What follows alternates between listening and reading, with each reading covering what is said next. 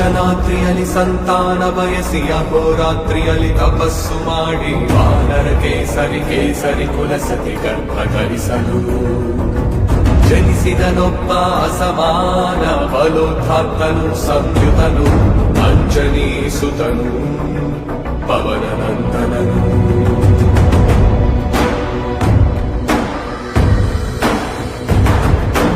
ಅರುಣ ಕಿರಣಗಳ ಉದಯೋನ್ಮಾದವ ಹುಟ್ಟು ಚಪ್ಪರಿಸೋ ಹಣ್ಣೆಂದುಕೊಂಡು ಸೂರ್ಯ ಮಂಡಲಕ್ಕೆ ನುಗ್ಗಿ ಬಾಯ್ತೆರೆದ ಹಂಬಲಿಸಿ ತನ್ನ ದೇಹ ಬಿಕ್ಕಿ ಸೂರ್ಯ ಮರೆಯಾಗಿ ಜಗವು ಕತ್ತಲಾಗಿ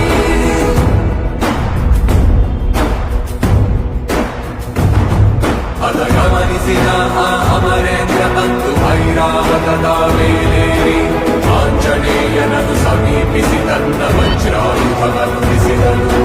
ಪವನನಂದನನ ದೇಹಕ್ಕೆ ತಾಗಿ ಚೆಲ್ಲಿದ ರಕ್ತದ ಹನಿಯೇ ವಿದ್ಯುತ್ ವೇಗತೆ ಧರಣಿ ಗುಡುಗಿಸಿ ಸಮುದ್ರ